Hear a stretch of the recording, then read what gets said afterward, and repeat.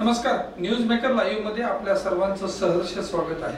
देशात नुकताच स्वातंत्र्याचा 77वा सुवर्णमहोत्सव साजरा केला जात असताना देशातील लोकशाही आणि अरबप्रत्यारोपणचा आढावा आणि नुकतीच महाराष्ट्रामध्ये सत्तेत सहभागी झालेली राष्ट्रवादी काँग्रेस पक्ष या पक्षाची भूमिका आणि अंतर्गत होणाऱ्या गाठीभेटी आणि नुकतीच राष्ट्रवादी काँग्रेस पक्ष हा सत्तेत स्थानी गेल्यानंतर महाराष्ट्रामध्ये सुरू असलेली दुटप्पी भूमिका आणि त्यावरती होणारे आरोप प्रत्यारोप आणि काल पनवेलमध्ये राज ठाकरे यांनी यावरच केलेली स्पष्ट भूमिका या सर्व गोष्टींचा आढावा घेण्यासाठी आज आपण प्रेक्षकांच्या समोर आलेलो आहोत। आणि वो निकलपडा स्वाभिमान केले या विषयाअंतर्गत देशाच्या राजकारणामध्ये एक महत्त्वाचं नाव जे समजलं जातं ते म्हणजे राष्ट्रवादी काँग्रेस पक्षाचे संस्थापक अध्यक्ष शरदचंद्रजी पवार साहेब।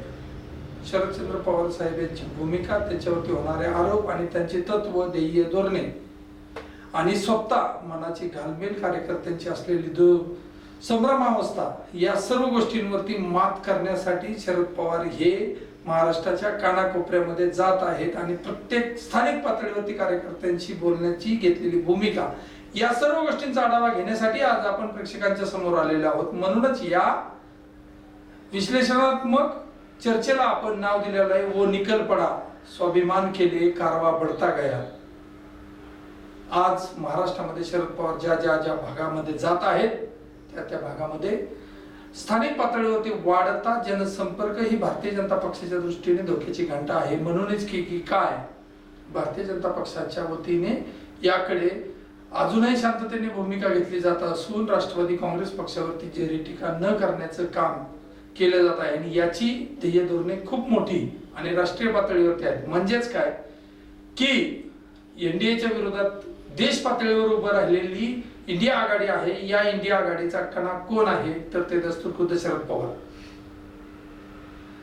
पवार साहेबांना कमजोर केल्याशिवाय इंडियामध्ये दुफळी निर्माण होऊ शकत नाही याची जाणीव भारतीय जनता पक्षाला आहे। म्हणूनच भारतीय जनता पक्षाच्या वतीने त्यांचे पुतणे अजित पवार यांना उपमुख्यमंत्री पदाची संधी दिली आणि संभ्रमावस्थेत कोणताही सभागृहामध्ये चर्चा न होता किंवा थेट पाठिंब्याचा उल्लेख न करता राष्ट्रवादी काँग्रेस पक्षाला बगल देण्याचं काम या अधिवेशनाच्या दरम्यान झालेल्याचं सर्वांनीच पाहिलं। तीच परिस्थिती केंद्रीय स्तरावरच्या अधिवेशनाच्या बाबतीत आहे की अविश्वास ठरावाच्या वेळेस राष्ट्रवादी आणि शिवसेनेची तारेवरची कसरत लक्षात घेऊन भारतीय जनता पक्षाने या दोन्ही पक्षांना साजेशी भूमिका घेत अविश्वास ठराव प्रस्ताव फेटाळला आणि सभागृहात होणारी मतचाचणी टळली। त्यामुळे राष्ट्रवादी आणि शिवसेना हे कधी काळी आपलेसे वाटणारे मित्र पक्ष भारतीय जनता पक्षाच्या वतीने सॉफ्ट टार्गेट ठेवत यांचा कधीतरी फायदा होईल याची भूमिका घेणं म्हणजेच याचाच अर्थ असा आहे की इंडियामध्ये जे प्रबळ दावेदार आहेत शिवसेना आणि राष्ट्रवादी यामागची कारण काय आहेत। राष्ट्रवादीचे प्रमुख शरद पवार हे इंडिया आघाडीतील राष्ट्रीय पातळीवरच्या सर्व नेत्यांना एकत्र आणण्याचे काम करतात। पवार साहेबांची ख्याती असे की त्यांच्या पाठीमागे किती लोक आहेत याच्यापेक्षा त्यांचे संपर्क आणि त्यांच्या शब्दाला मान देणारे किती लोक आहेत यावरती इंडिया आघाडी तरली। आणि दुसरं म्हणजे शिवसेना उद्धव बाळासाहेब ठाकरे। उद्धव ठाकरे यांच्याकडे असलेलं पुरोगामी विचारसरणीशी साजेचं हिंदुत्व ही भारतीय जनता पक्षाच्या विरोधात जाण्यासाठी मोठं शस्त्र आहे याची जाणीव काँग्रेसला झाली। म्हणूनच की काय राष्ट्रवादीमध्ये दुफळी पडल्यानंतरही काँग्रेस आणि शिवसेनेचं शक्य वाढत आहे आणि आपोपसा आणि समोपचाराची भाषा केली जात आहे। नाना पटोले असतील किंवा राष्ट्रीय पातळीवरचे नेते असतील शिवसेनेबरोबर राहण्यात आपल्याला फायदा आहे याची जाणीव असल्यामुळे शिवसेनेबरोबर आजही काँग्रेसची घट्ट संबंध महाराष्ट्रामध्ये पाहायला मिळत आहेत। शरद पवार यांच्या राज्यभर सभा चालू आहेत। मराठवाडा, नाशिक, सोलापूर या 3 विभागांमध्ये शरद पवार यांनी सभा घेतल्या। त्यामधील मिळणारा प्रतिसाद आणि त्याच व्यासपीठावरती काँग्रेस आणि शिवसेनेचे पदाधिकारी जमणं आणि राष्ट्रवादीची नवी पिढी तयार होणं म्हणजेच काय की ज्यावेळेस उद्धव ठाकरे यांच्यावरती ही वेळ आली त्यावेळेस काँग्रेस आणि राष्ट्रवादी यांनी उद्धव ठाकरे यांना प्रमोट करण्याचं काम केलं। तेच आता शरद पवारांच्या बाबतीत घडते की काय कारण कोणत्याही 3 महाविकास आघाडीतील काँग्रेस, राष्ट्रवादी आणि सेना तिन्ही पदाधिकारी या पवार साहेबांच्या सभेला विक्रमी जनसमुदायांसह उपस्थित राहणं ही महाविकास आघाडीच्या दृष्टीने चांगली गोष्ट आहे. परंतु या सर्व घडामोडी घडत असताना भारतीय जनता पक्षाची धगधग वाढते आणि भारतीय जनता पक्षाला याची जाणीव झालेली आहे. कारण RSSचं मुखपत्र असलेल्या ऑर्गनायझर मॅगझिन या मॅगझिनने 6 महिन्यापूर्वीच याची जाणीव करून दिलेली आहे की फक्त हिंदुत्व आणि नरेंद्र मोदी या 2 गोष्टीवरती तुम्ही विजय मिळवू शकत नाही. तुम्हाला प्रादेशिक स्तरावरती विभागवार सर्व नेत्यांना आपलंसं करावं लागेल. याची जाणीव भारतीय जनता पक्षाला करून देण्याचं काम RSSच्या मॅगझिनने केलं आणि तशी पावलं भारतीय जनता पक्षाच्या वतीने टाकण्यात आली. म्हणूनच एकनाथ शिंदे यांच्या बंडानंतर एक हाती सत्ता महाराष्ट्रात पादांकरात करणं भारतीय जनता पक्षाला शक्य वाटत होतं, ते त्यांनी केलं. दुसर होण्याच्या अगोदरच अजित पवार यांना आपल्या गळाला लावलं आणि सत्तेत स्थान दिलं.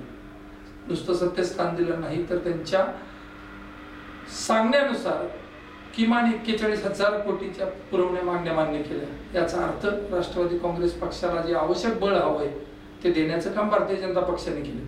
या विरोधात शिवसेना, भाजप या दोन्ही मित्र पक्षांनी कोणतीही अटकाव न करता याला पाठिंबा देण्याचं काम केलं. जी एकनाथ शिंदे यांची शिवसेना अजित पवार हे निधी देत नाहीत या तत्वावरच महाविकास आघाडीतून बाहेर पडली, तीच एकनाथ शिंदेची शिवसेना आज एक सत्तेत आल्यानंतर 2 आठवड्यामध्ये अजित पवार यांनी 41,000 कोटीच्या पुरवण्या मागण्या मान्य केल्यामुळे जराशीही नाराज झालेली दिसली नाही. रखडलेला मंत्रिमंडळ विस्तार असेल किंवा मंत्र्यांचं खांदेपालट असेल, या सर्व गोष्टी चालू असतानाच या सर्व गोष्टीला आपोआप बगल देत सलग दुसरा आणि तिसरा शासन आपल्या दारी हा कार्यक्रम शासनाच्या वतीने राबवला जात आहे. जेजुरी, नगर यासह कोल्हापूर आणि या सर्व भागामध्ये शासन आपल्या दारीच्या माध्यमातून जनतेच्या गरजा पूर्ण करणारे हे सरकार आहे ही इमेज बनवण्याचं काम सध्या सत्ताधारी भाजपच्या वतीने केलं जात आहे. भारतीय जनता पक्षामध्ये प्रचंड असंतोष आहे, परंतु आपल्याला नरेंद्र मोदींना पुन्हा पंतप्रधान करायचे ही त्यागाची घोषवाक्य कार्यकर्त्यांच्या कानामध्ये घातली जात आहेत आणि त्यासाठी तुम्ही त्याग करण्याची भूमिका ठेवा हेही बिंबवलं जाते. पण भारतीय जनता पक्षाच्या वतीने नक्की यामध्ये काय चालू आहे याचा आपण आढावा घेतला तर आजच्या मितीला देशामध्ये 9 राज्यांमध्ये निवडणुका प्रलंबित आहेत. म्हणजे मध्य प्रदेश, राजस्थान, छत्तीसगड, तेलंगणा आणि पूर्वेकडील त्रिपुरा, मेघालय, नागालँड आणि मिझोराम या राज्यांमध्ये आगामी 2 ते 3 महिन्यामध्ये निवडणुकांचे बिगुल वाजणार आणि यापैकी मध्य प्रदेश आणि छत्तीसगड या भागामध्ये भारतीय जनता पक्षाला मोठा फटका बसण्याची शक्यता सर्वेमधून आल्यामुळे या 9 राज्यांसह देशाची लोकसभाच एकत्र संलग्न घेण्याचं नियोजन भारतीय जनता पक्षाच्या वतीने करण्यात आले आहे की काय अशी शंका निर्माण झालेली. आणि याबरोबरच महाराष्ट्रातूनही सत्तांतराचा हा खेळ थांबवत लोकसभेसह महाराष्ट्राच्याही निवडणुका घेण्याकडे कल भारतीय जनता पक्षाचा वाढलेला आहे अशी चर्चा चालू झाली आहे. कारण कालच नुकतेच 40 आमदारांचा गट प्रशिक्षणासाठी भोपाळला रवाना करण्याचा निर्णय घेण्यात आला आणि बावनकुळे यांना प्रत्येक मतदारसंघामध्ये जाण्याच्या सूचना देण्यात आलेल्या. म्हणजेच काय तर या 9 राज्यांबरोबरही महाराष्ट्रात निवडणुका घेण्याचे नियोजन भारतीय जनता पक्ष करत आहे अशी चर्चा खासगीत सुरू आहे. शिवसेनेची वाढती लोकप्रियता, उद्धव ठाकरे यांविषयी वाढत चाललेली सहानुभूती आणि अजित पवार यांनी केलेलं सत्तेकडे कूच या सर्व गोष्टीमुळे भारतीय जनता पक्षाला महाराष्ट्र स्तरावरती मोठा फटका बसण्याची शक्यता लक्षात घेऊन या सर्व गोष्टीला आळा घालण्यासाठी भारतीय जनता पक्षही जी परिस्थिती मध्य प्रदेश आणि राजस्थान, छत्तीसगड या राज्यामध्ये आहे तीच परिस्थिती महाराष्ट्रात आहे. म्हणून लोकसभेबरोबरच या निवडणुका घेण्याकडे स्थानिक भारतीय जनता पक्षांचा कल वाढत आहे. कारण कर्नाटकच्या स्वतंत्र निवडणुका घेतल्यानंतर या कार्यकर्त्यांना याची जाणीव झालेली आहे की या फोडाफोडीच्या कारणास्तव स्वतंत्र निवडणुकांमध्ये कर्नाटकमध्ये भारतीय जनता पक्षाला मोठा फटका सहन करावा लागला आणि हे जर टाळायचं असेल तर नरेंद्र मोदी यांच्या लोकप्रियतेच्या लाटेवरती स्थिर स्थावर होण्यासाठी आपणही विराजमान होणं गरजेचं आहे याची जाणीव भारतीय जनता पक्षाच्या सर्वच कार्यकर्त्यांना झाली आहे असं म्हणावं लागेल. कारण तशी पावलं टाकली जात आहेत, पदाधिकाऱ्यांच्या नियुक्त्या केल्या जात आहेत, जबाबदाऱ्या नेमल्या जात आहेत. गेल्या वर्षी हर घर तिरंगा या अभियानाला मिळालेलं तो प्रतिसाद यावेळेस काहीसा शून्यात्मक स्तरावरती गेला. याचं कारण जनमानसामध्ये भारतीय जनता पक्षाची प्रतिमा मलिन होते अशी चर्चा सुरू झाली आणि देशाचा अभिमान आणि स्वाभिमान असलेला तिरंगा फडकलाही नसताना लाल किल्ल्यावरती देशाच्या पंतप्रधानांनी यावरती राष्ट्रगान सुरू करणं ही भारतीय जनतेला न पटणारी गोष्ट 2 दिवस समाज माध्यमांवर फिरत आहे. म्हणूनच की काय तिरंग्याचा अवमान झाला आणि हे मोदी सोडून अन्य कोणी केलं असतं तर राजद्रोह देशद्रोह गुन्हा दाखल झाला असता अशाही चर्चा चालू झाल्या. या सर्व गोष्टींचा सार असा विचार केला तर देश पातळीवरती फक्त एकच लढाई चालू आहे, ती म्हणजे एनडीए आणि इंडिया या 2 आघाड्यांना कमकुवत कसं करता येईल हीच भूमिका सध्या घेतली जात आहे. अजित पवार सत्तास्थानी जाणं ही महाराष्ट्राच्या दृष्टीने खूप मोठी गोष्ट असली तरी देश पातळीवरती या गोष्टीला तत्वता विचार केला तर खूप महत्व नाही. कारण शरद पवार दस्तूरबद्ध शरद पवार इंडियामध्ये सक्षमपणे राहणं आणि मुंबईमध्ये इंडियाची बैठक आयोजित करणं यावरून देशामध्ये खूप मोठा संदेश जाणार आहे. आणि हा संदेश जाण्या अगोदरच आपली लोकप्रियता मोदींची लोकप्रियता लोकांपर्यंत पाठवण्यासाठी पोहोचवण्यासाठी स्थानिक भारतीय जनता पक्षाचे कार्यकर्ते दिवसेंदिवस जनतेसमोर येतात. शासन आपल्या दारी गेले 2-3 महिने प्रलंबित असलेले हे प्रयोग आता सध्या नगर पुणे या भागात वारंवार झाले. त्यामध्ये जनतेचा प्रतिसाद कसा आला याबद्दल वेगळं बोलण्याची गरज नाही. कारण हा फक्त शासकीय कार्यक्रम आहे आणि एक शासकीय कार्यक्रमाच्या नावाने जनता एकत्र करून आपण एकत्र आहोत याची जाणीव करून देण्याचं काम भारतीय जनता पक्ष करत आहे. म्हणजे की जनतेला हे केलेलं योग्य वाटतंय अशी भूमिका आहे. परंतु शरद पवार ज्या ज्या भागामध्ये आपल्या प्रचार सभा करत आहेत त्या भागात जनतेचा वाढता प्रतिसाद आणि यानंतर उद्धव ठाकरे यांच्या जर सभा सुरू झाल्या तर भारतीय जनता पक्षाला याचा खूप मोठा फटका बसल्याशिवाय राहणार नाही याची जाणीव भाजपलाही झाली. म्हणूनच भाजपने सूक्ष्म निरीक्षण आणि सूक्ष्म नियोजन या त्यांच्या मूळ तत्वानुसार स्वतंत्र भारतीय जनता पक्षाची यंत्रणा महाराष्ट्रभर राबवण्यास काम केलं आहे. देशात सध्या लोकशाही टिकावी वाचावी यासाठी दोन्ही आघाड्या तुल्यबळपणे लढत आहेत. मणिपूर दत्तकते, हरियाणामध्ये धुसफूस आहे. महाराष्ट्रात सध्या शांततेचं वातावरण असलं तरी मनोहर भिडे यांच्यावरती कारवाई न करणे ही सुद्धा धुसफूसाची नवीन आंधी ठरू शकते. महाराष्ट्रातील सामाजिक भान जपण्याचं काम आणि सामाजिक शांतता राखण्याचं काम शासनकर्त्यांना करावं लागेल. यामुळेच की काय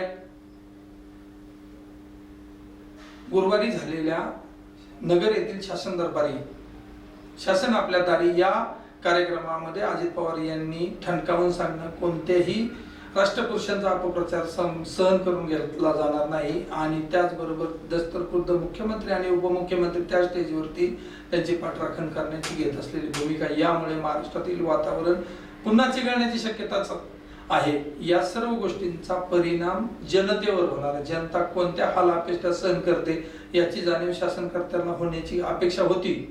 परंतु सर्व राजकीय कार्यकर्ते राजकीय पदाधिकारी आणि राज्य शासनाचे सर्व मंत्री महामंत्री हे फक्त राजकारणात मशगूल आहेत आणि ही महाराष्ट्राच्या दृष्टीने धोक्याची घंटा आहे. यामुळेच सर्वसामान्य जनतेच्या पाठीमागं शरद पवार यांच्या नावाने वो निकलपडा स्वाभिमान केले आणि कारवा बढता गया असं चित्र सर्व सभांमधून दिवसेंदिवस वाढत चाललं आहे. आणि सातारच्या पावसात भिजून केलेल्या सभेनंतर मिळालेली सहानुभूती शरद पवारांच्या मागे जर उभी राहिली तर ही भारतीय जनता पक्षाच्या दृष्टीने धोक्याची घंटा आहे.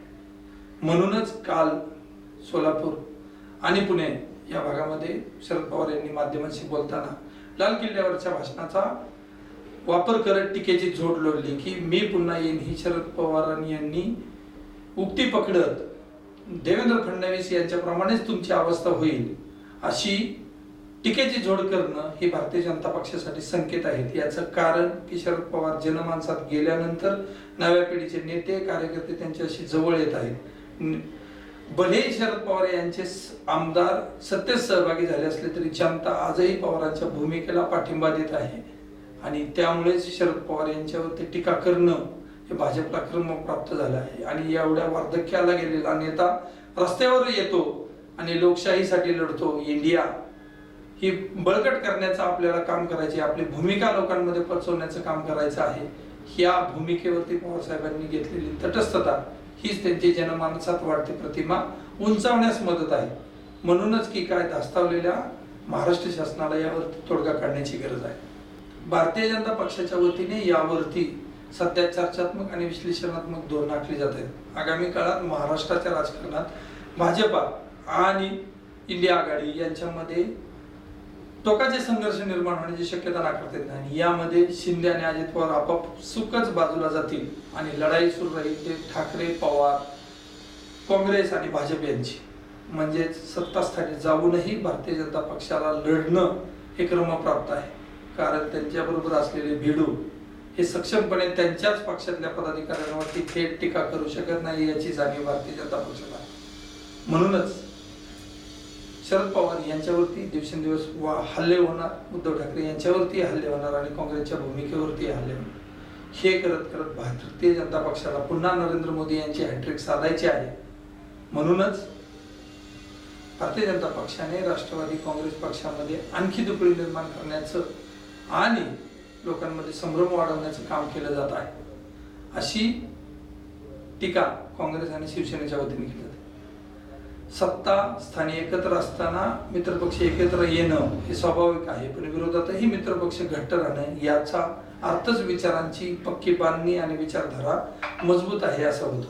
या सर्व गोष्टींचा आढावा घेता हे लक्षात येतं की शरद पवार हे आगामी लोकसभा आणि विधानसभा निवडणुकांमध्ये मुख्य आणि केंद्रस्थानी असतील. चाणक्य कितीही आले किती गेले तरी महाराष्ट्रातील जनता या जाणता राजाच्या पाठीमागे आज आहे याची जाणीव त्यांच्या सभांवरून होत आहे. या आणि अशाच व्हिडिओच्या माध्यमातून आपण प्रेक्षकांच्या समोर वारंवार येणार आहोत. आमचा हा व्हिडिओ तुम्हाला कसा वाटला अवश्य कळवा. धन्यवाद.